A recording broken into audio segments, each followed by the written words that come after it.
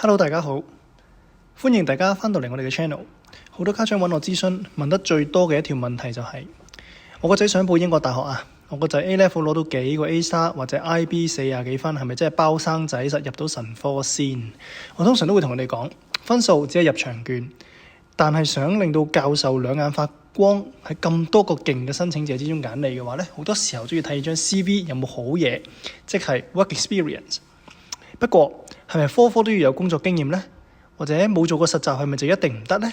今日呢條片5分鐘同你拆解一下英國大學對於 work experience 嘅規則，同埋教你點樣慳水慳力咁去攞經驗。第二部分，究竟邊啲科係必須，邊啲科係加分呢？首先我哋要將英國嘅學科分為兩大類，第一類我會叫佢做冇嘅話就準備 reject 啦。咁呢啲叫硬性需求學科，最典型嘅例子就係Medi 醫科啦、牙醫啊、獸醫啊呢啲。咁英國大學官方網頁通常都會寫到明㗎啦，你一定要有相關嘅工作經驗，甚至有啲會要求有時數。點解呢？因為英國班教授呢就好多嗰啲高分低能嘅學生就嚇怕咗。咁佢哋想知就係你係咪真係頂得順，例如醫院嗰種血淋淋啊、長工時嘅工作環境，你係咪真係有同病人溝通嘅同理心？又定係你淨係純粹讀書叻，對住真人就口窒窒呢？咁如果你話呢條 Sir，咁我報 law、business、engineering 又或者 data science 呢類科目呢，咁我認為係屬於第二類嘅，我稱呼為錦上添花。咁但係往往呢就係決勝負嘅關鍵。雖然官方呢就冇硬性規定，但係當你同你同分嘅對手有幾百個嘅時候，咁你有一份律師樓或者 top tech firm 嘅一啲shadowing 嘅經驗嘅話，咁你就贏9條街啦。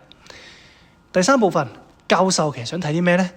踢爆呢啲去爸爸公司打雜嘅自嗨式 CV。咁好多家長咧就好錫仔女嘅，一聽到話要工作經驗咧，就即刻用佢哋嘅人脈仔啊，去阿爸公司或者叔叔嗰間會計師樓坐2個星期咁就 OK 啦。咁結果咧，嗰份 personal statement 寫出嚟係點嘅咧？就係話我參加咗一啲好大公司嘅商務會議啊，咁就做咗好多文件啊，學到好多嘢啊咁樣。唔好玩啊！千祈唔好咁寫，我哋呢啲稱呼為叫自嗨式嘅工作經驗。咁呢啲佢哋睇到會反白眼嘅，因為大學教授好多時候根本唔會介意你嗰間公司大唔大，佢哋最想睇嘅係3個英文字 reflection、insight 同埋 transferable skills。咁就算你只係喺一間普通嘅診所做 shadowing 2日，但係如果你寫到你觀察到個醫生點樣安慰一個啱啱確診完癌症嘅病人，令到你明白原來做醫生除咗有醫術，仲要有 communication skills， 而你喺學校辯論隊都練過呢種技能喎。咁呢一種寫法呢，其實係珍貴過你喺大公園行企2個月嘅。就算你去麥當勞炒薯條，又或者去社區中心做義工，只要你講到你點樣處理一個憤怒嘅顧客啊，problem solving 解決問題，又或者點樣同隊友分工，teamwork 團隊合作，咁一樣你都可以寫到好有深度嘅。第4部分，實戰指南啦。如果你身喺香港或者外地嘅話，點樣揾一啲英國大學認可嘅經驗呢？你可能聽完會有啲頭大啦。咁我而家仲讀緊高中啫喎，仲有咁多時間同佢到揾實習咩？其實唔使驚，我俾啲建議你。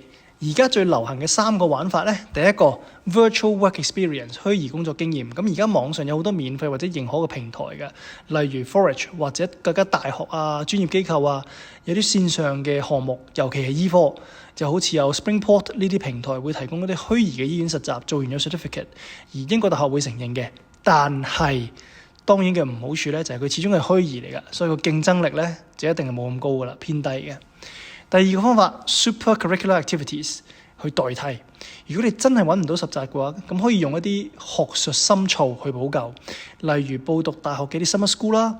你真係好中意嗰個領域嘅專業，你去睇啲 journals 啦、學術期刊啊、聽 podcast 啊，然後一定要寫低你自己嘅睇法。第3，做一啲長期嘅義工，例如去老人院啊、傷殘人士機構幫手。咁記住咧，醫學院係特別中意學生有長期嘅 care experience 嘅。咁呢個係比你去私家醫院行期更加有說服力。總結一句，英國大學收生睇嘅係一個立體嘅人，而唔係一部冷冰冰嘅考試機器。分數可以決定你可唔可以遞交申請，但係工作經驗帶嚟嘅故事同埋反思，先係決定你可唔可以入讀到你 Dream Uni 嘅關鍵。提一提大家，如果你想申請醫科又或者 Oxbridge 嘅，咁通常申請之前6至12個月咧，你就要規劃一下你嘅工作經驗啦，千祈唔好臨急抱佛腳。如果你或者你嘅仔女啦都想規劃緊嚟緊 UCAS 嘅申請，但係唔知點樣包裝自己嘅工作經驗，又或者唔知邊度揾資源嘅話，你可以喺下面留言或者 WhatsApp 我哋嘅諮詢。記得 Like、Share 同埋 Subscribe 我哋嘅 channel。下期再見，拜拜。